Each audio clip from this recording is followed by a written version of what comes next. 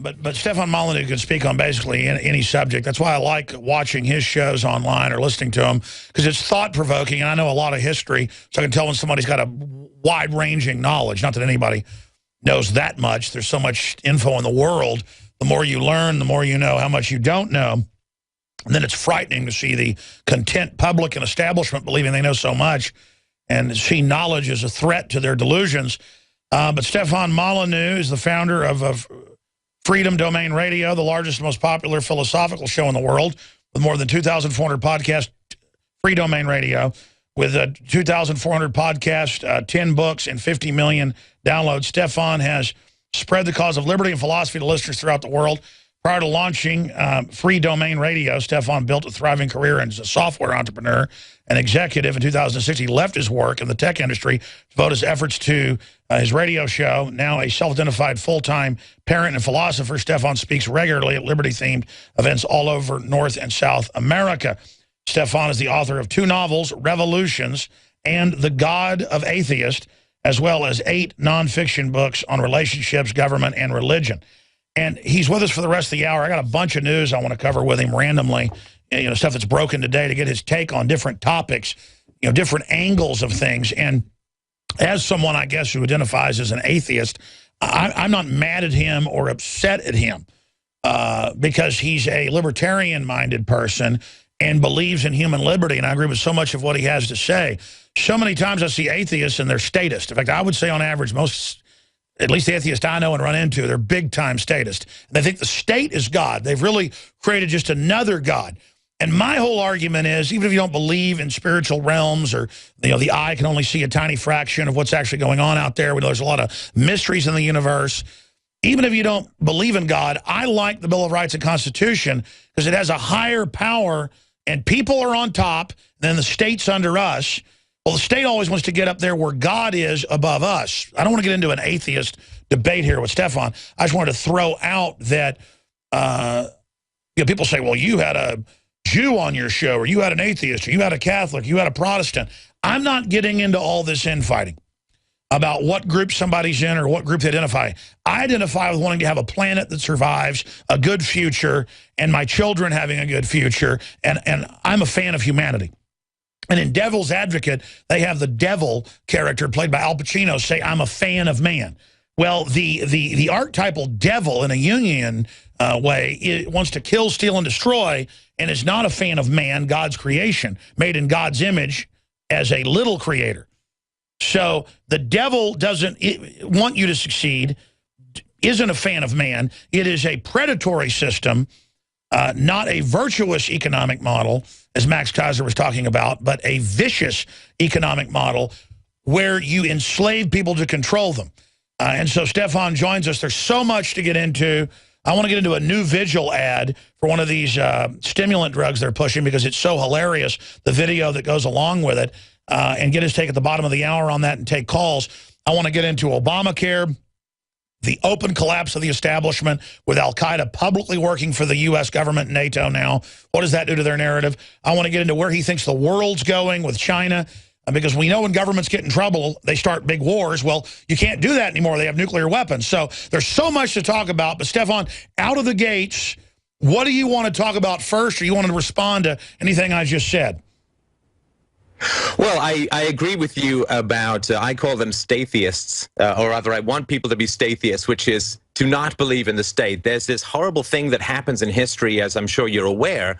It's sort of like you have a balloon and you push one side of the balloon in and the other side bulges out. If you look at the atheistic political philosophies like communism, they may carve out a deity from the hierarchy of human thought, and then like a giant vacuum, state power rushes in to replace that. So I think that it's actually more dangerous, much more dangerous, to replace religion with the state, which seems to be the default position of most people who have secular concerns. They tend to be socialists. There's that traditional alignment of the left with agnosticism or atheism. You may believe in religion, I may not believe in religion, but neither of us get to use the state to impose our will on the other.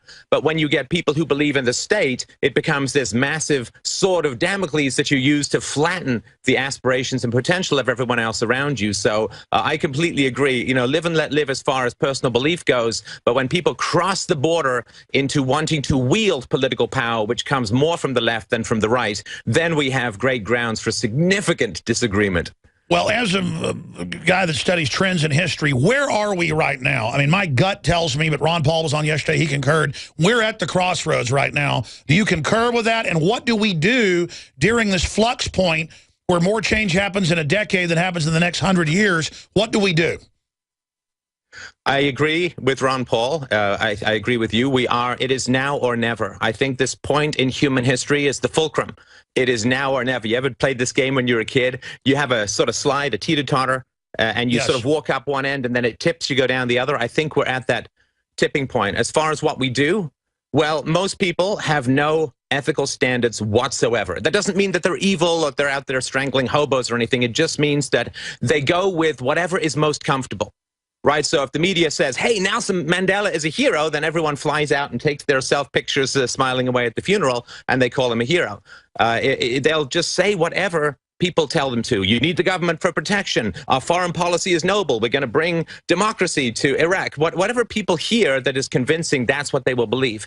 They just do what is most comfortable. I think the goal, and this is all the way back to Socrates, the goal of thinkers is to make it more uncomfortable to be a conformist than to be an independent thinker. Right now, it's pretty comfortable to be a conformist, to believe that the government is going to help you and the war on terror is justified and, you know, we were defending freedoms all around the world. If that's comfortable, nobody's going to really get upset with you about that. I think that we really need to work to make it less comfortable to be a conformist, to hit people with information and perspectives that are going to throw them out of the matrix, push their face into the static of propaganda that they've been bathed in since virtually the day they were born. We have to keep pushing people off balance and making them uncomfortable so that then when they're going with the flow, it's actually it's uncomfortable for them rather than comfortable, and that is really based upon the willingness to just be annoying to people and to consistently remind them that truth, reason, virtue, and evidence is how we make decisions, not the political momentum of a dead history.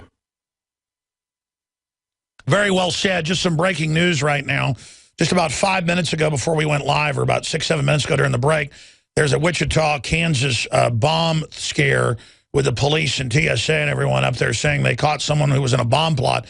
Turns out over 100 times the last few years, and the New York Times even reports, the FBI has found mentally ill people who aren't even connected to real terror cells. The real terror cells work for the CIA and others and are actually attacking sovereign countries and trying to overthrow them right now. But I was even joking during the break and talking to the guys, probably something they're grandstanding or staged or, you know, wound up one of their patsies. And sure enough, they're now saying the FBI wound up, it'll be the same MO, some 80 IQ, mentally ill person, I'm predicting. Wichita, Kansas, the FBI Joint Terrorism Task Force arrested the man as he used his airport access card. So I guess he worked there. He says the man was attempting to deliver what he believed to be a vehicle loaded with explosive, which he would detonate and take his own life in the process. And you can bet money they approached him to lead the plot. And so many times, folks, I've said this, if they ask you to be part of a drill, if you work at an airport, they will set you up, too, to make it, again, I don't mean to digress, Stefan, but I mean, what do you think about honeybees kill more people, you can look it up, than terrorists every year, most of the terrorism staged, and then all the obvious pageantry and grandstanding that I need to have armored vehicles and checkpoints and be surveilled illegally, or bin Laden's going to shove a hand grenade, you know, up my rear end. I mean, what do we do about this? Well, like all things, Alex, we try to make decisions based upon facts, and we steadfastly resist the lemming horde plunge off the cliff of terrified propaganda.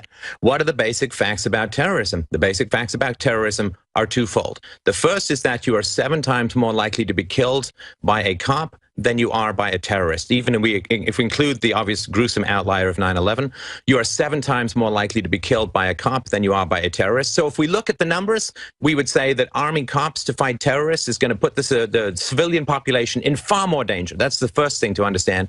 Of course, the second thing to understand is that terrorists are created by terrorism. Terrorism is a virus that breeds like any disease or virus in a petri dish. And by the way, they admit that. The 12-year war on terror has tripled the terrorism. The Pentagon even admits. Yep. Yeah, and they kill 35 innocent civilians to kill one person that they identify as a terrorist. And how do they find out if he's a terrorist? Well, some guy they're torturing or some guy they're going to throw in prison for 20 years under the threat of torture and imprisonment. He says, oh, that guy, he's a terrorist. And so they go and blow him up. We don't know if he's a terrorist or not. The rule of law has completely disintegrated. Now they're just calling in drone strikes. And they just, what is it, in Yemen recently, they just drone struck a wedding. 15 people. It's monstrous. And we're going to just get more and more of this blowback until we learn the lesson that if you go poking a hornet's nest, you're going to damn well get stung. And then when they all attack, they then organize them and give part of Iraq to al-Qaeda and turn them loose on Syria. I'm not a fan of Syria, but, I mean, Syria's not attacking anybody. Well, where's the self-defense? I mean, in international law, the only legitimate use of a military is in a case of imminent self-defense. And which of the U.S. wars have ever been based upon imminent self-defense? Y'all, if I can use the phrase y'all, have peaceful neighbors to the north and south. You have giant oceans to the east and west. When was the last time America was threatened with invasion? 1812, Canada. It's been about 200 years. I think it might be okay to lay down a few of the weapons and relax in a hammock for a while. Well, instead they're building a giant army of Mordor to take over the planet and trying to take my guns, so they have the monopoly of force. Stefan Molyneux, our guest. Always amazing having him on.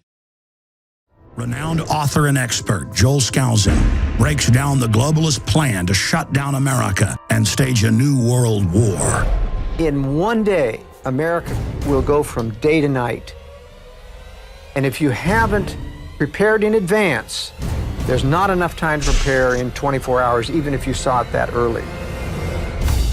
Coming to the InfoWar in November is our new documentary film presentation.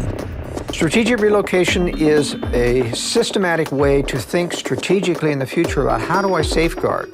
Joel Skousen, Strategic Relocation.